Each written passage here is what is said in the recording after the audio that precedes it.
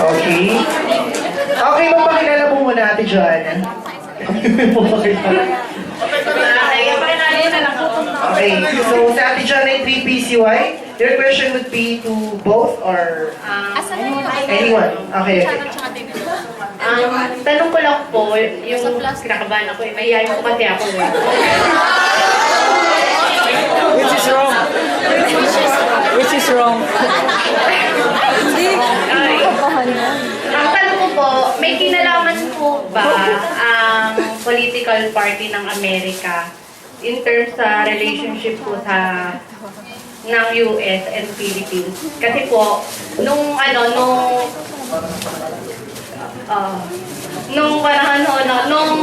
pre-proclaim yung benevolent assimilation, si McKinley po, di ba yung proclaim Republican po.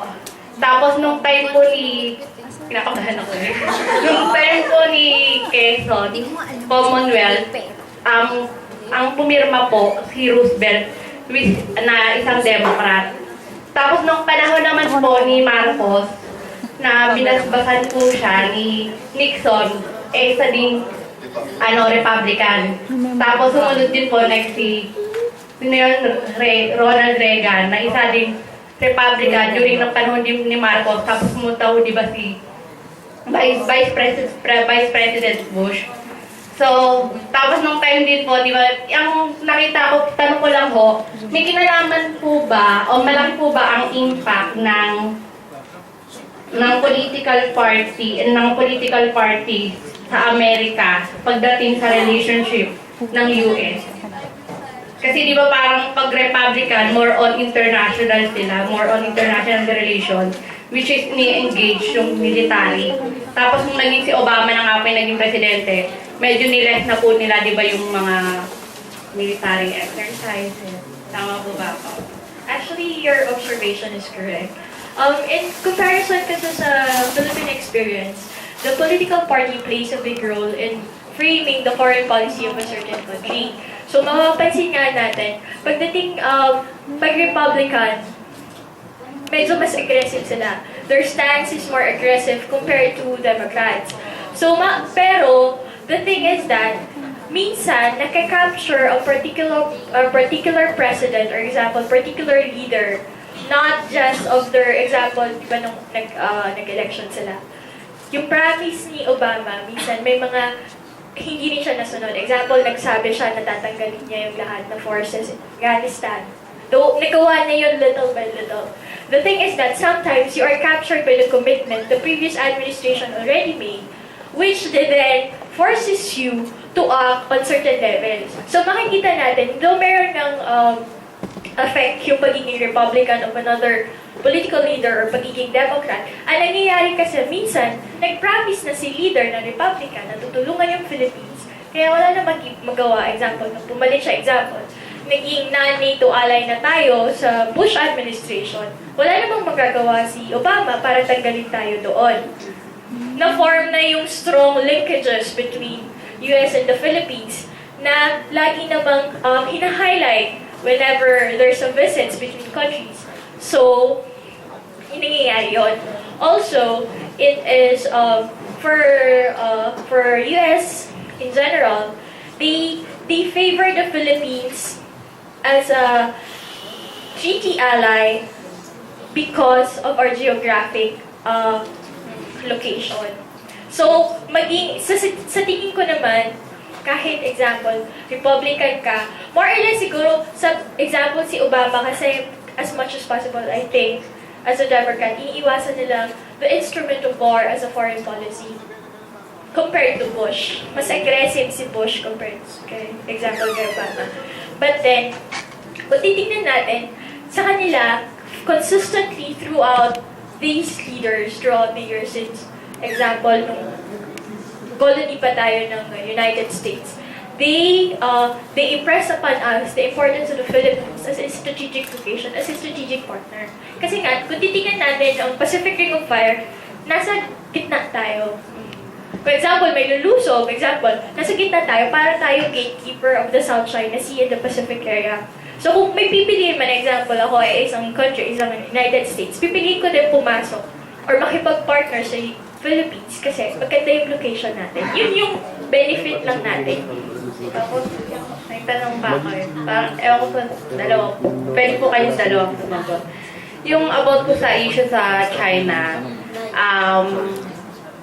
hindi po silent yung Amerika, na kaya lang po. Pero pagdating po sa issue sa Sabah, silent po yung Amerika. Hindi po ata may kinalaman po ba yun? Kasi ako lang naman. Ikaw lang talaga yan. Okay. Ikaw lang talaga yan. Pero po kami, tinakal po kasi yung prof namin. At saka pinag-aralan ko din po. Nangyari, nag-aral talaga yun. Na isa sa mga, ang sa Malaysia po, strong alliance din po, di ba, ng Amerika. Tapos, although yung China rin po ganun, pero mas strong po yung Malaysia. Sir Eric yata. Kaya naging silent po ba? Naging silent yung US sa Sabah. O dahil hindi po talaga siya nakialam. Kasi the problem is that for any state, being kung sinabi mo example, if you're a state, tapos merong malaking problema, example ang Philippines, example the MILF or the Sabah conflict. If you dip your fingers into problems like that, it gets more complicated. Yes, a factor is that close ang US sa Malaysia. Also a factor is that maganda ang trade relations between US and China. But then, if you are US, you've exhausted all your resources through addressing all world problems, tapos mag-join ka pa sa tingin mo sa isang problem bilaterally between countries, it will become difficult for you. So sa tingin ko, iniisip lang ng US na baka pag nag-dip ako or makijoin ako dyan, baka lalo maging komplikado or mas lalo lumala sa sitwasyon niya. So factor yung alliance and relationship niya with other countries. Tanong ko lang po kung may kinalaman din po ba yun dahil merong parang business po ata ang Amerika sa Sabah. Ay, silent ay hidden agenda ng Amerika. Well, natanong ko lang naman. Malay natin, hindi natin alam. Sa kanila yun. My thoughts on this is that the United States was not very vocal or did not even intervene in the issue between the Philippines and Sabah precisely because it doesn't have interest in it. Remember, China is trying to claim the entire South China Sea. So if it's able to effectively control the South China Sea, the United States will be deprived from its right to freely navigate on that area. That's why the United States reacted through the Hanoi Declaration, through Secretary Clinton. Diba? So, the United States reacted over the Philippine and China, South China Sea issue precisely because their interest is at stake. They need to maintain freedom of navigation in the South China Sea.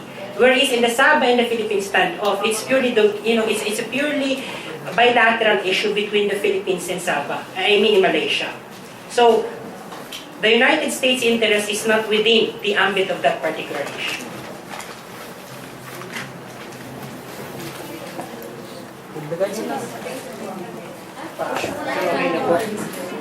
Thank you po, Miss Joanna.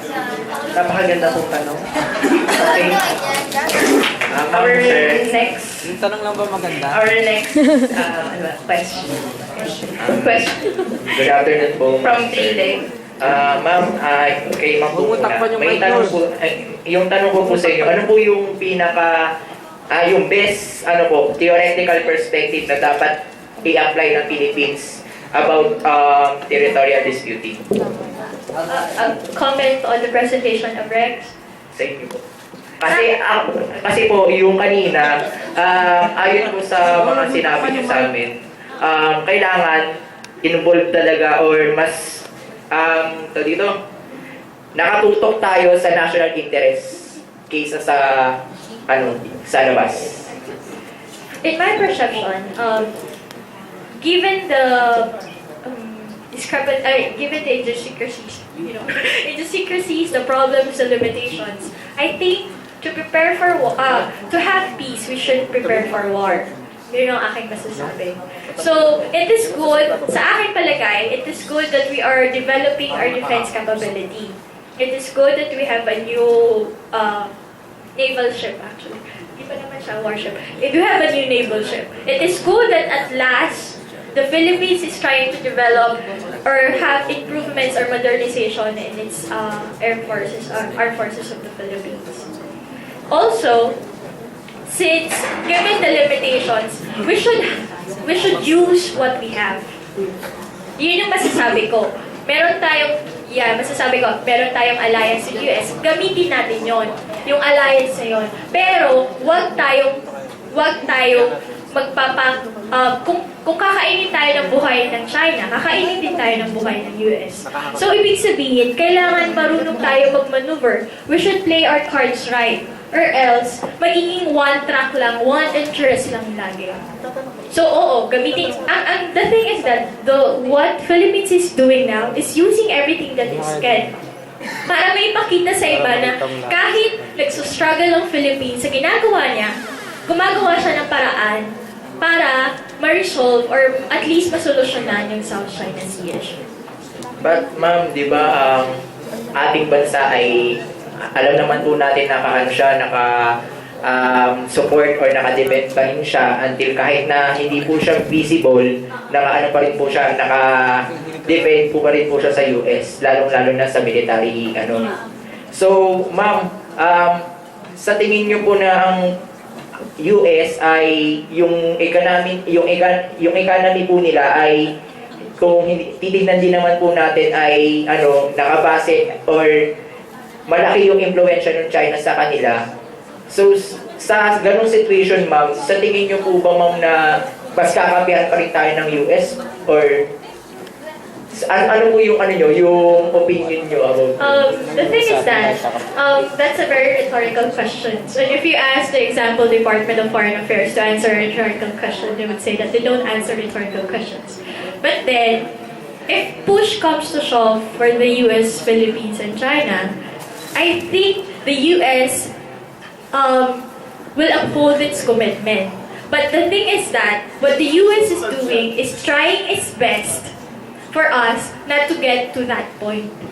Ang ginagawa ng US ngayon, nakikita namin, ginagawa niya ang lahat para hindi magbanggaan na physical confrontation, malaking confrontation between US and China. Kasi alam mo, pag malaking confrontation ng US and China, mapipilitan siyang i-upload yung Mutual Defense Treaty. Yung kay sir naman po, sir, yung when it comes to economics po, ano po yung multiplier effects ng detention sa territorial dispute sa Kalayaan Islands? Specifically, what do you mean by multiplier effect? Ano po, yung pangkalahatan po yung resulta na parang domino effect po siya pero hindi siya yung bagsak kundi yung epekto po. Okay, so yung effect nitong tension. Yes, sir. Okay. Number one, the ASEAN foreign minister really look at the issue as something very critical because any adverse effect on the South China Sea would have a disastrous effect on the peace and stability of the region. That's why as much as possible, the ASEAN is trying to manage the detention so that it would not spill over into an escalated tension among claimants.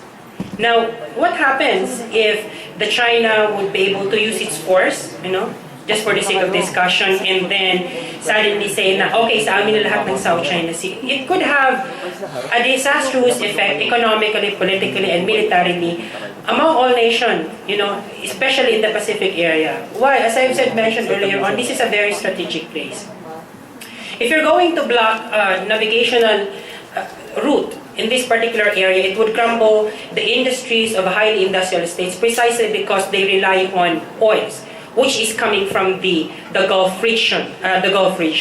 Now, the easiest route towards the Gulf region is basically the Malacca Strait, which is basically part of that 9-dash line being claimed by China. Yes.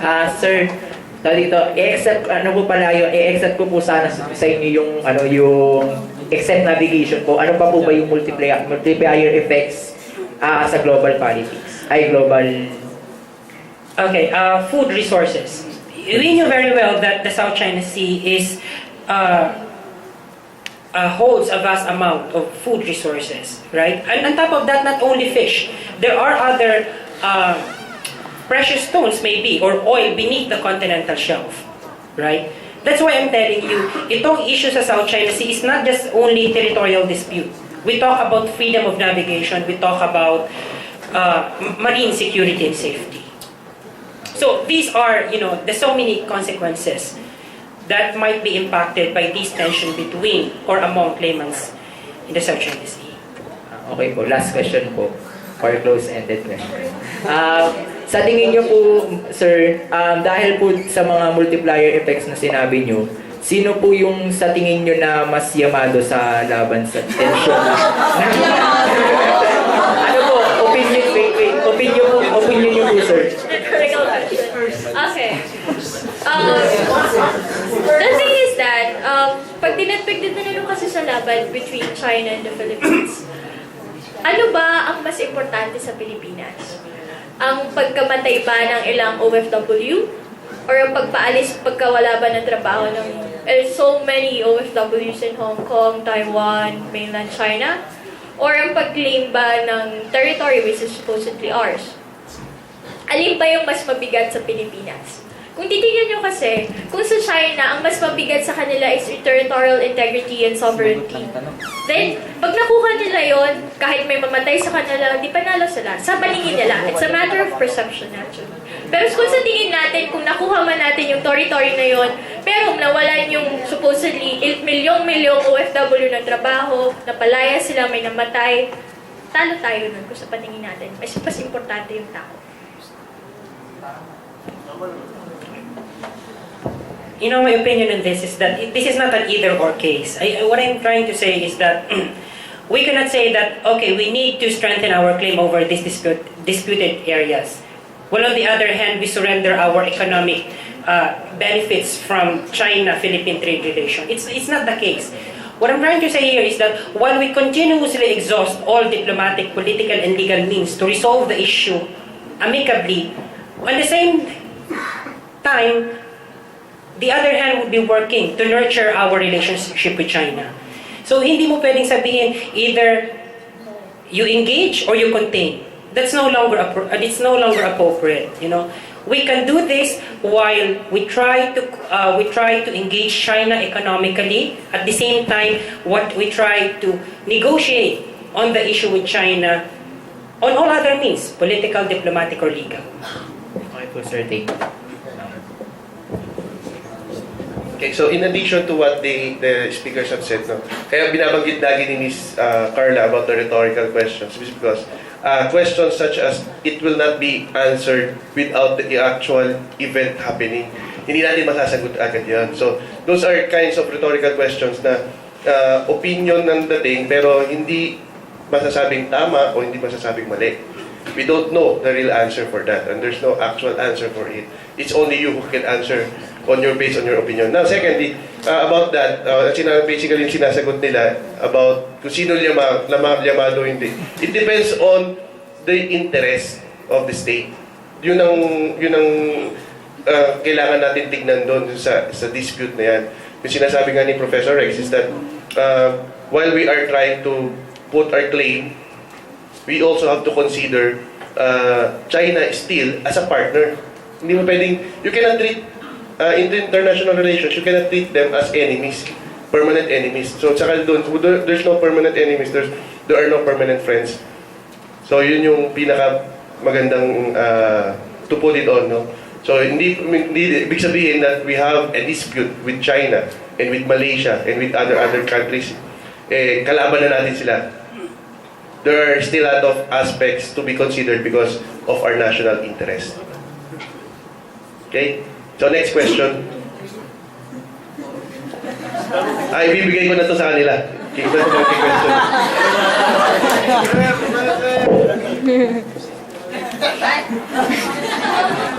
Kilala mo na. John Paul ganda.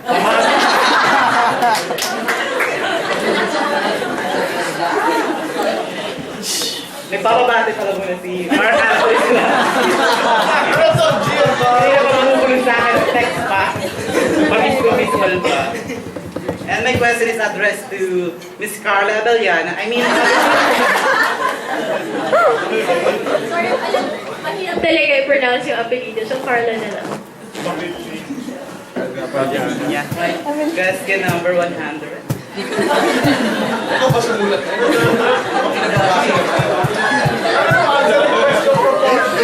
Okay, ma'am. Well, here is my question. You mentioned a while ago that in a visiting force agreement, there is a provision or benefits that a Philippine can gain from US na kung saan makakuha tayo ng almost $1 million. And it runs, nakakailang dekada rin ang visiting force na yan.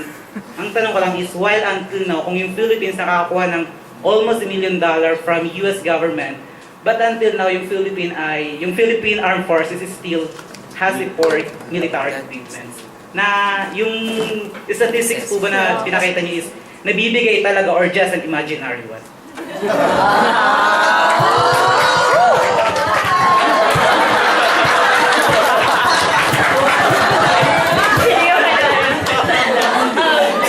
Pagdating kasi on the statistics of military assistance, I would always use the analogy that military assistance provided by the US are just vitamins to the body. Example, if we treat the Philippines as a body na may kakulangan, ang military assistance they provide are just vitamins. They cannot and will not ever fill whatever we need. Example, kung may sakit tayo ng tuberculosis or TB, ang pag-inom ng vitamins will not cure your TB. Kasi, ang kakulangan natin, if we compare the military expenditure by other countries compared to the Philippines, our military expenditure or military budget accounts only to 1% of our total budget. Ang military budget ng ibang countries is around 10 to 20%. So, ilang billion-billion yon. Ang binibigay ng US ay 400 something million. Kulang yon sa kailangan ng Pilipinas. Ang isang barko cost 100 something billion pesos. Yung barko natin bago, 1 billion, mahigit ilang billion yon. So, kung gusto natin gumaya sa US, kailangan ng pera natin trillion pesos, ay trillion dollars. Hindi. Ganito kasi guys, pagdating sa, when it comes to budget and military budget and expenditure, it is always a matter or a debate between butter and guns. In the Philippines, we see that there's a lot of poor people, madaming naghihirap, kasama na madaming naghihirap, masyado kasing magkaiba yung economic status ng mga tao. Pagdating sa budget hearings, ang laging tinatanong, example, if you purchase certain number of guns, ilan yung mapapakain mo niyan? Ilan yung school na magagawa mo niyan? So, ang nangyayari, yung mga pera natin na para for defense, inililipat natin sa pangangailangan ng tao. Yes. So, ang nangyayari, through the years, kailan pa umalis yung Amerika sa atin? 1992. Through the years, walang tinaas sa defense budget ng Philippines. Hanggang ngayon lang na taon na to, umangat. So, from then on, a decade or so, how many gaps, how many vitamins do we have to drink or do we have to take to fill a healthy body? To cure a tuberculosis that could not be healed or cured by vitamins. So, yun yung ganon. So, mahirap din sabihin na, siguro sa atin, malaki na yung millions na yun. Pero pagdating sa ating, pagbibili ka na, wala. Parang example, ang S3 costs around, example, 30,000.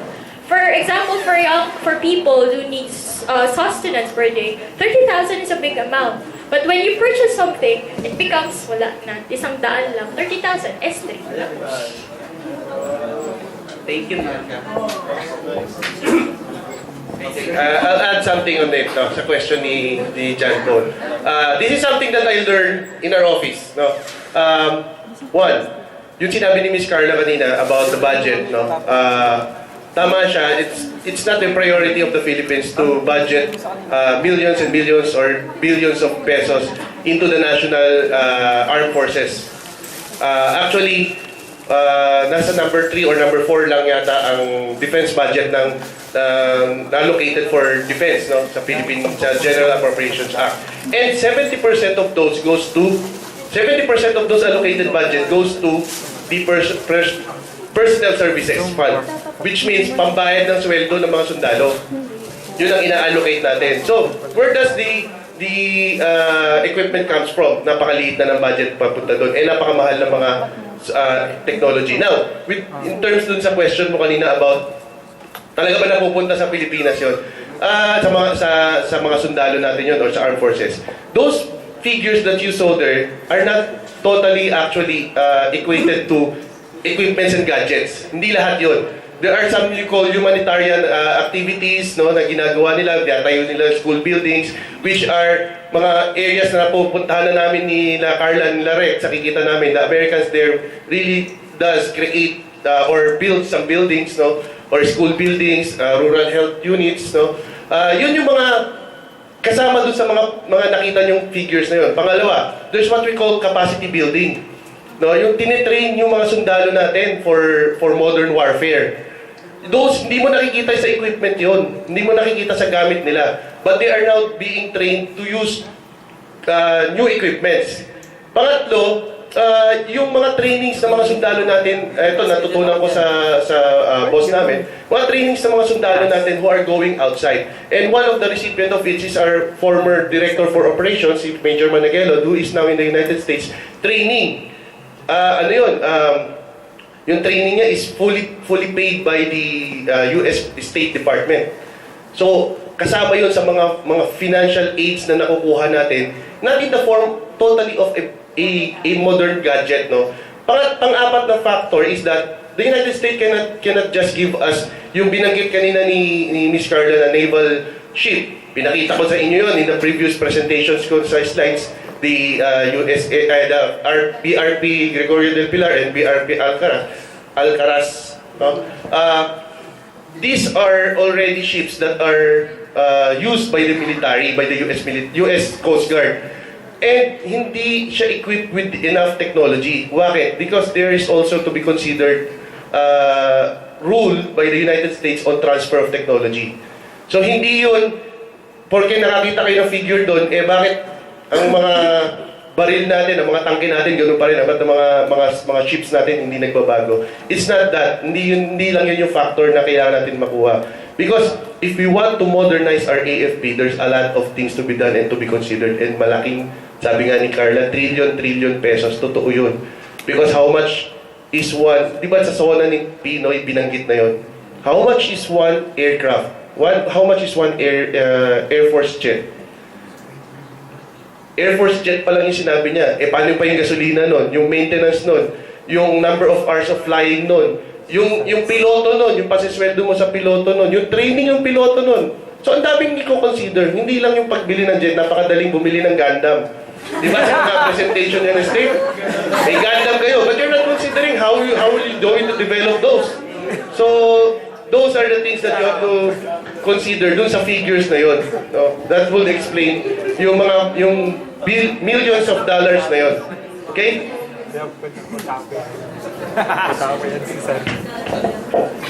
Next question.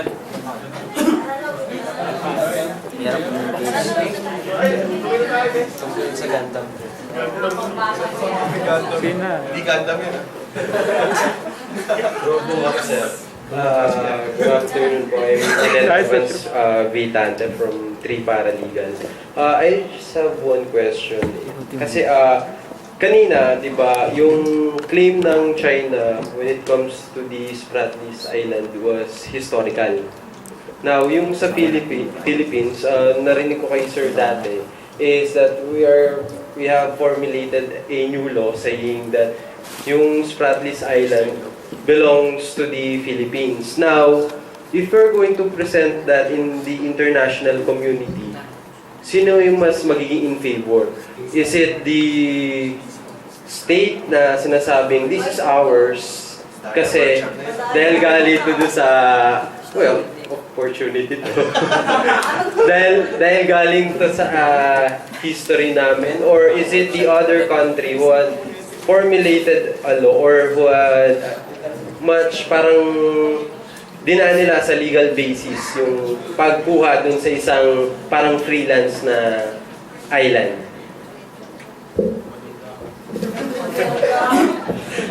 Okay. Now, the baseline law that we created is basically in accordance with the UNCLOS.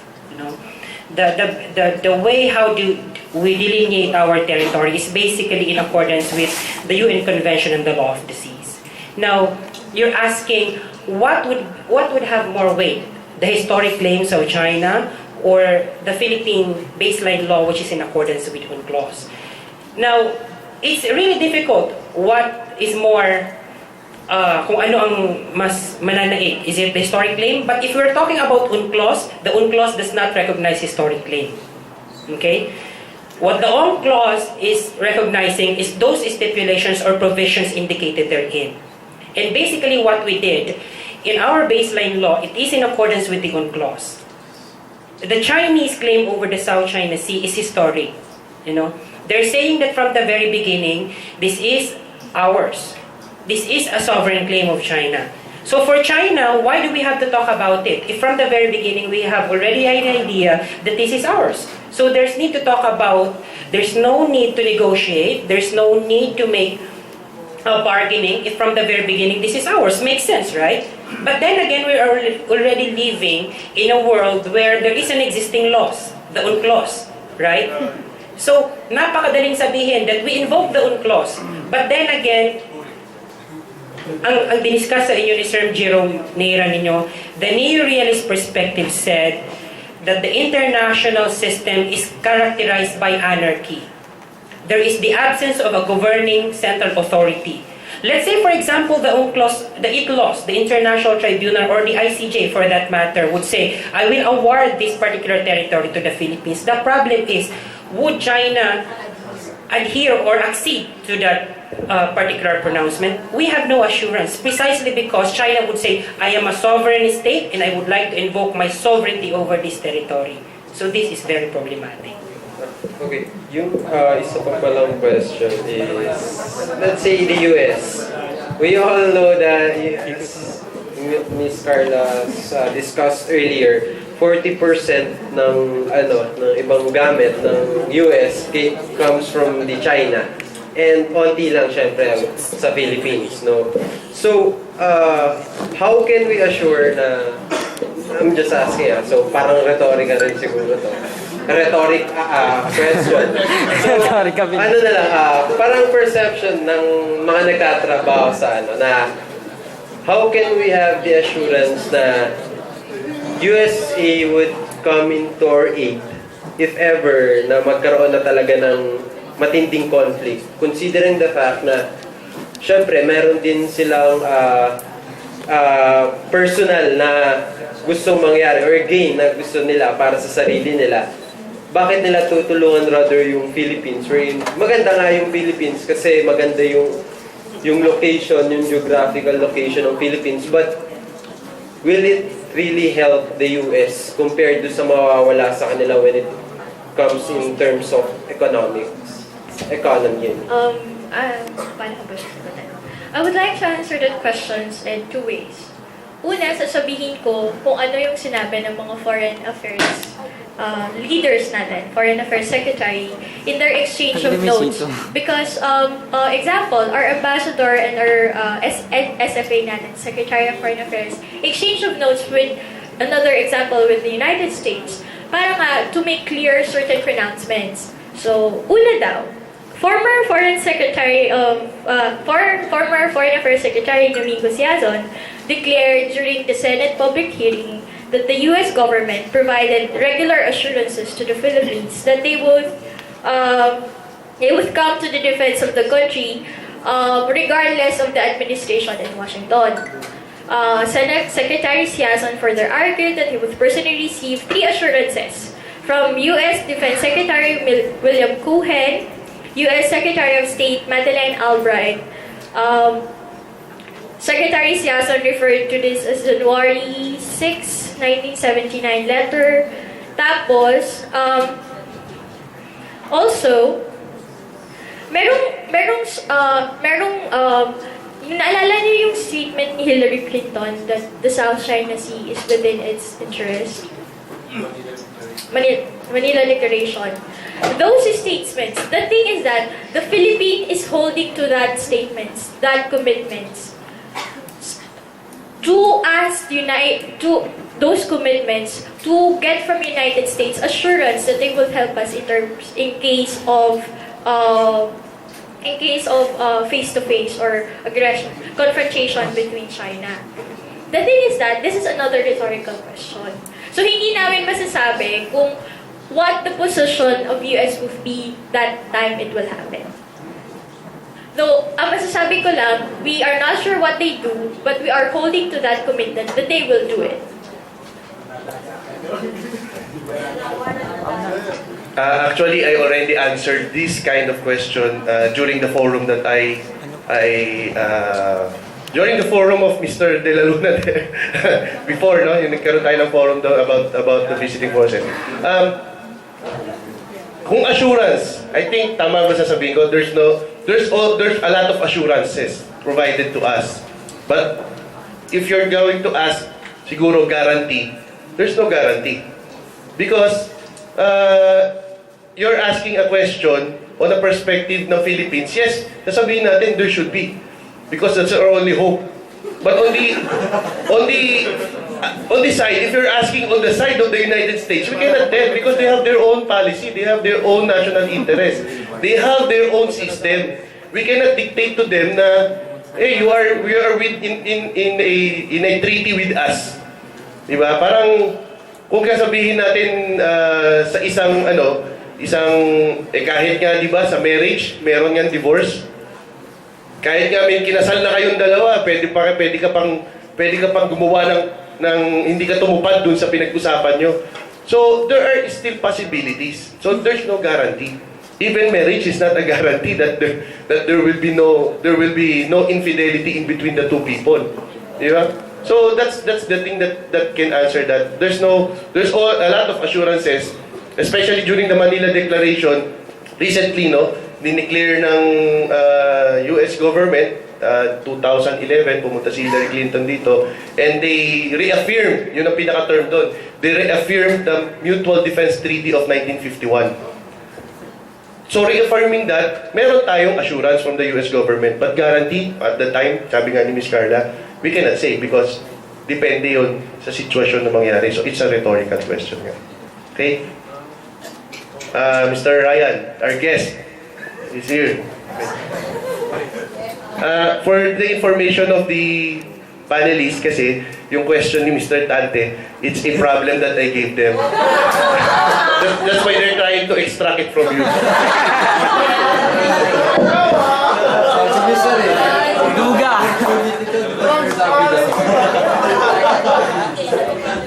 Hello, good afternoon. I'm Ryan Andrew Fernandez de la Luna, alumni from the Policy Management. My question is for Professor Rex. Base dun sa conclusion on your last part of the presentation, it seems that the Philippines is in a lose-lose situation. So, is it time for the Philippines to give up its claim dyan sa mga issue na yan?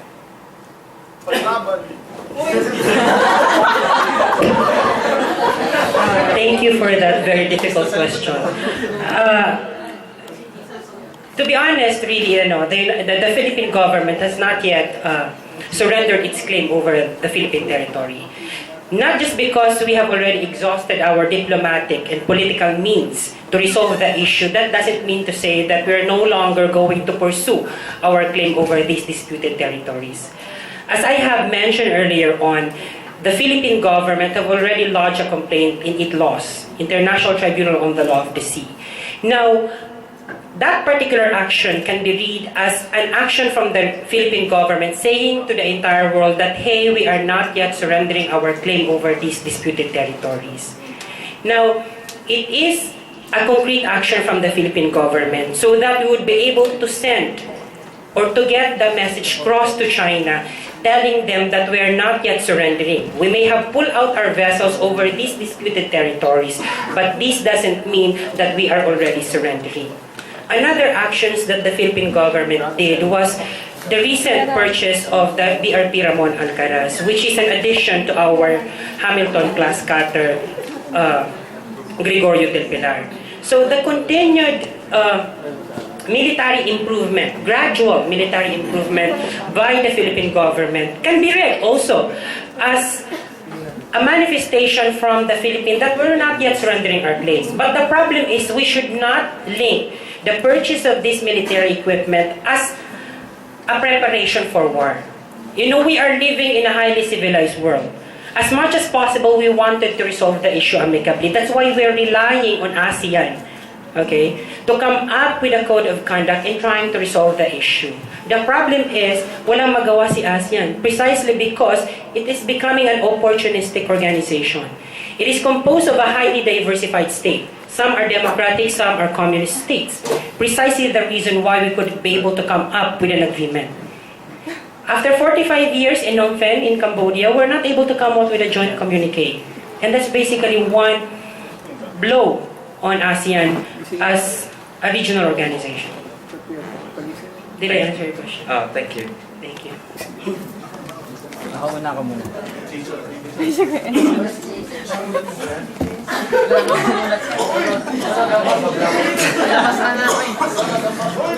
Pakipatay yung mic. I'm Marquez from III-LG. So, war is a phenomenon.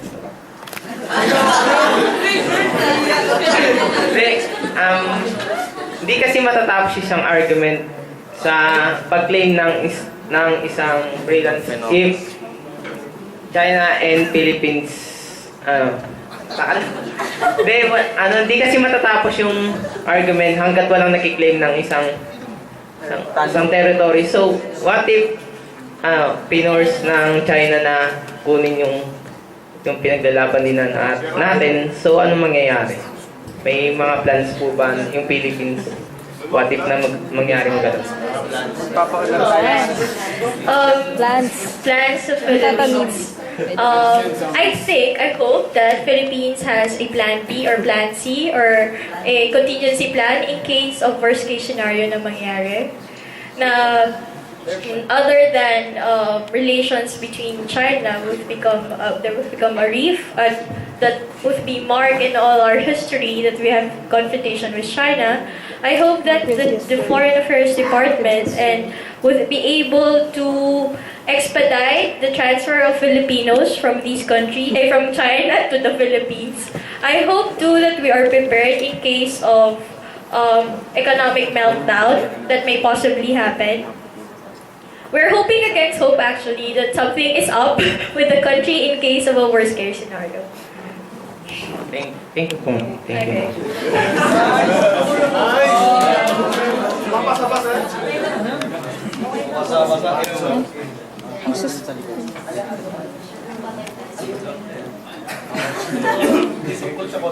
Hindi sir. Wala po itong kinalaman sa most favored agency of the government today. Ipapalo ko lang, gusto lang ako sabihin sa'yo. Kung nakita mo yung National Defense Plan natin, ang plano ng Pilipinas is to delay the invasion at mamundok tayong lahat. Fact yan, napag-aralan ko yun during my time in the academy. Okay, ito po yung follow-up question po from doon sa tinanong po ni Mr. Ryan de la Luna. I'm going to use a realistic perspective in international relations. Kasi po, sabi nyo, yung 6 na binigay ninyo, no-win scenario ng Pilipinas. At sabi po sa international, sa realist perspective, whatever your military reaches is your own. So sabi doon sa number 5 nyo, we don't have the capability to do so.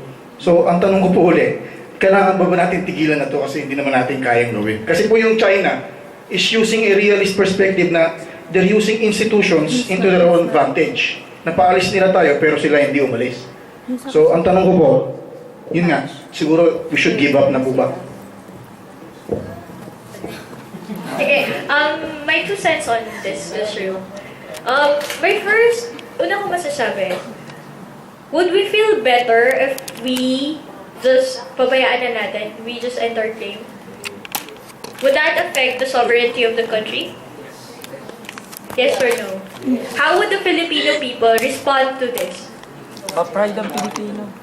Una, example, the President of the Philippines disregard na, sabihin niya na this is yung iwanan natin ng West Philippine Sea. Una, he can be subject to treason. Impeachment. That's treason. Pangalawa, or if we leave that, we as a state will be able to recover from the embarrassment na mawawala sa atin. So any country, example, sasabihin ng South China, it will become a precedent. Ang problema kasi sa ganitong scenario, ang any action that we do will become a precedent for another challenge to our sovereignty. Meron na nga tayong South China Sea, meron pa tayong MILF. Baka naman mamaya na may Visayas na Republic na tayo, tsaka Luzon Republic. Malay natin, hindi natin alam actually ang mangyayari. So, any action or any action that the Philippines would make would become a precedent for further action that would challenge our sovereignty. Yun lang masasabi ko. If you notice the President's pronouncement on this particular issue, he has been so strong on his pronouncement that what is ours, diba? Yun ang sinasabi ni Presidente ngayon. It's not so easy to say that we have to surrender our claims over these disputed territories, precisely because it forms parts of our Philippine sovereignty. It forms parts of our Philippine jurisdictional claim. Now, why do we have to surrender our claim when in fact it is ours, right? Now, napakadaling sabihin na ibigay nyo na lang yan para matapos na ito. Diba? But as correctly pointed out by Carla, this is a huge embarrassment on the part of the Philippine Republic. That's why what we are doing today is to establish a minimum credible defense posture, which has been defined by Carla earlier on. The minimum credible defense posture is what? It is basically a military capability that would give the enemy the second thought of attacking you, because they knew very well that they would have the capability to retaliate. That's essentially what it means. And we're gradually trying to establish a minimum credible defense posture so that hindi na tayo pwedeng ibuli ng China.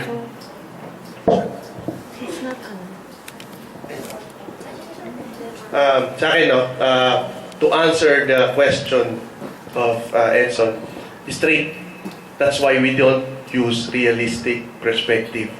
Because if we use our realistic perspective of what the military can reach is yours, wala nga tayo nun. That's why we don't use that. Kung titignan nyo yung mga postures or mga ng Philippine government, it's not within that tone. No? Pangalawa, sabi nga ni Miss Carla at saka ni Professor Rex is that what will be the effect of that on the Filipino people? There have been a lot of people going on the streets, no, outpouring their sentiments against the U.S. bases, which is they are saying that the mere military presence of the United States here is already a violation of our sovereignty. What else more kung kinuha yung property mo by Chinese? That's because they are Chinese. We can give it to them. At pag US ang nandito, bumibisita lang sa atin magagalit ka. Pero pagka yung kinukuha na yung tahimik ka, you give it to them. Isn't that ironic attitude for us? If we don't fight for our sovereignty, which is ours, we believe is ours, and dun sa bumibisita lang sa atin, who does not have any intention of invading us or claiming that the Philippines is theirs, and we are already shouting about sovereignty. So those are questions that you have to think for yourself. Would you allow, just because of military capability, that the claims on the West Philippine Sea will be surrendered? So yun yung mga aspects na kailangan natin isipin. On our own, sa atin. No, not on the government side, pero sa atin, would we allow it? Yun nga lang basis, di ba? Hindi na natin inalaw. Yun nga lang, ito nga lang increased rotational presence, yung access nga lang na pinag-uusapan, ang dami ng clamor kagad from other sectors. Yun pa kaya kinukuha yung property mo, bibigay mo. So those are questions on sovereignty that we have to answer. Okay, sir. Salamat, sir. May addition si Ms. Carl. Meron pa. May addition ko lang is that, if you allow people, if you look at it in a realist point of view, if you allow people to impeach on your sovereignty, they would only not take one small bit. They would take whole. So kung papayagan natin sila na kunin ng kahit maliit, example, kinuha nila yung South China Sea, sinama nila, maya-maya, kukunin na nila yung Palawan. What more na kunin nila yung buong bansa? Additional pa. Doon sa sinabi ni Ms. Carla, no, there's one thing. This is, I don't know if they were able to read the report, no? But I was able to read it from Dr. Bautista, that if the Chinese would be able to put up a platform, military platform in Spratly Islands and now in the Scarborough, it will just take them around 2 to 3 hours to invade the whole Philippines. 2 to 3 hours. And mind you, they are already here. Nandiyan na sila sa Binondo. Kailangan na lang nila ng armas. So, di ba? So, that's the fact, no? They will be able to neutralize the whole of Luzon from a platform in Palawan. So, yun yung totoo. Then that report came from the armed forces of the Philippines. Ginawa nila yun, yung study na yun. So, that's a fact, meron yun. From yung sir, sa Pangasinan ng entrance din. Yes. Sir, thank you, sir. Okay, give others, si ano muna? Para... Ana. Neil. Good afternoon. I am Justin from Pile. Earlier, Ms. Carla discussed facts about Phil-US bilateral ties. So, ngayon naman po, can you share with us your personal comments about the ongoing issue of having U.S. military bases in our country? Are you in favor of this or not? Okay, opinion. Una, I think that even if I cite my opinion, it is also very relative that you look into your constitution. So una, bawal ang military bases sa atin. Pero, meron yung clause. If we agree that, if we approve it on our Congress, na magkakaroon sila ulit. Or if we change our constitution, that's another way. The thing is that, my perception is that, military bases, we should very much be sensitive and very careful on how we deal with military bases. I can only, my opinion is that I can only give, if I am asked, we should give concession to the US given that the amount or the assistance they provide to us will become triple or more or less quadruple in a sense. If we were given high impact, high commitment,